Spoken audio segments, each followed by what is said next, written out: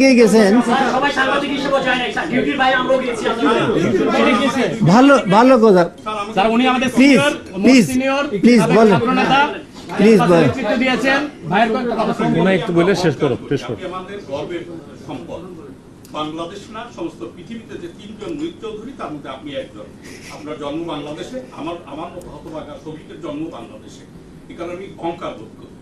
Sir আর এই ছাত্র আন্দোলন শুধুমাত্র ছাত্র আন্দোলন নয় স্যার, ছাত্র জনতার আন্দোলন জনতার মধ্যে স্যার আমি ছিলাম স্যার।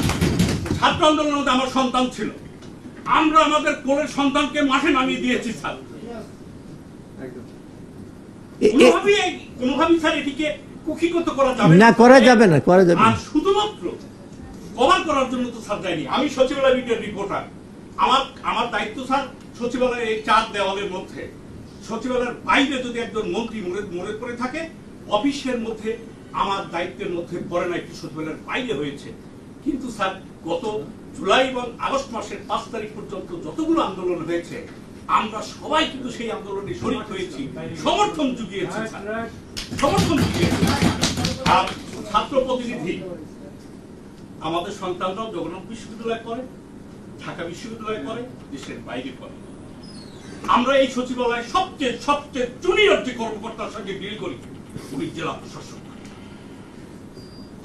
সবচেয়ে জুনিয়র কর্মচারী এই সচিবালয়, যিনি অনেক মিটিং এ দেখছি সাবেক ডিসি ছিলেন, সেই মিটিং এ বসার চেয়ার পর্যন্ত পান না। ডিসি সাহেবকে সবচেয়ে জুনিয়র কর্মকর্তা ডিসি কে আমরা ডিল করি। আপনি কোন সেন্সে বললেন? আপনি মাস্টার্স পরীক্ষা করেছেন, আপনি ছাত্র মানুষ, না মাস্টার্স না অনার্স করেছে, অনার্স পাস করেছেন, পাস করে নাই, পরীক্ষা দিয়েছে। যথেষ্ট ম্যাচিউর স্যার, যথেষ্ট ম্যাচিউর।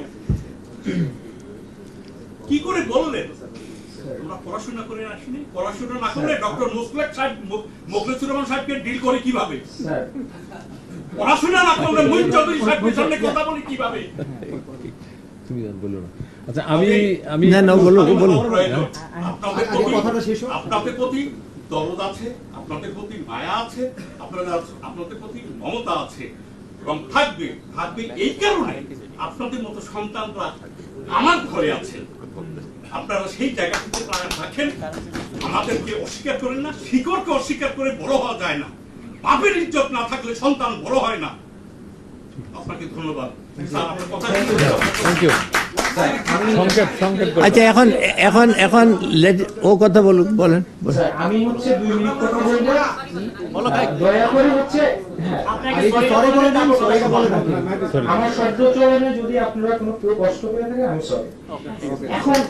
এখন কথা হচ্ছে মানে আমি যেটা বলতে চাইছিলাম যে আমাদের 80 বছরে 4টা বড় বড় বিপ্লব হয়েছে। আমি ওই কথাটা বলতে চাইছিলাম এবং এই 4টা বড় বড় বিপ্লব পরিবর্তনের জন্য হয়েছে এবং পরিবর্তনটা হয় না।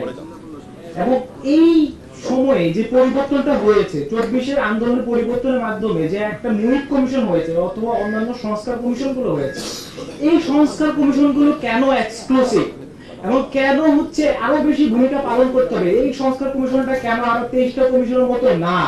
আমার প্রশ্নটা ছিল ওই জায়গায়। আমরা যদি দেখি যে সবাই ফিল্ড লেভেলে আমরা কথাবার্তা বলেছি, সকল আমলারা তাদের সুবিধার জন্য কথা বলেছে। আমি কিন্তু প্রথমেই আমি যেখানে আপনারা বলেছেন যে আমার দায়িত্ব নিয়েছি, আমি বড় বড় কথা, বিষয়টা কিন্তু এমন না। আমি কিন্তু আরো বেশি তাদেরকে